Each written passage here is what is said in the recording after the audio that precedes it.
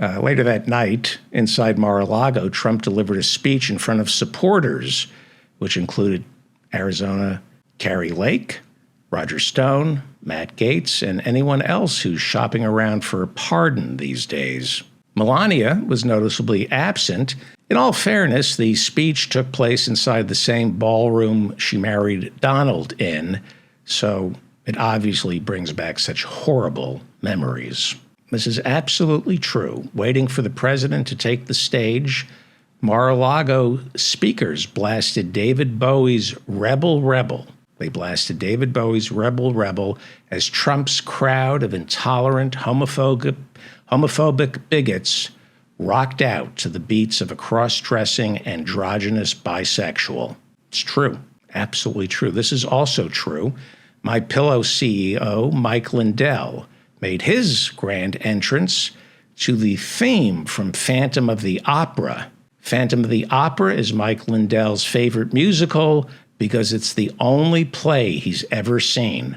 Normally verbose, Lindell was laid back and just waved to the crowd with, "How you doing? Great to see you again. And boy, do I miss smoking crack."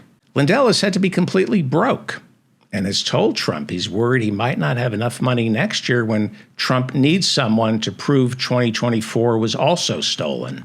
Completely broke. Meanwhile, the Trump campaign is raking in big dough on all that merch.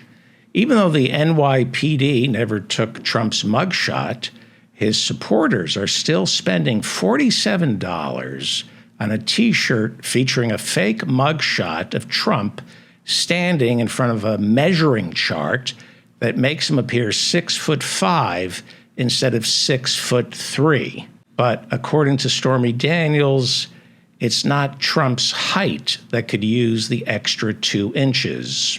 Trump's campaign says it raised $10 million immediately after he was indicted. There's your Trump base for you, right? People who can't come up with $200 for a medical emergency because they think Trump needs it more than they do.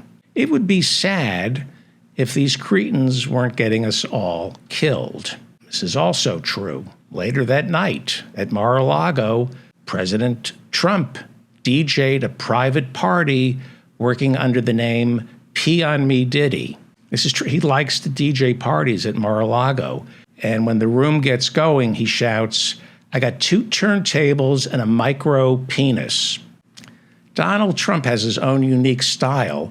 Instead of scratching the records, he falsifies them.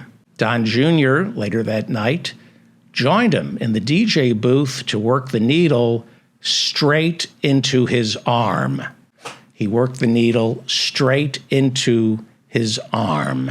Well, after a busy day, the former president can't get a good night's sleep at Mar-a-Lago unless before heading upstairs, he pops his head into the kitchen and shouts the C word at the top of his lungs.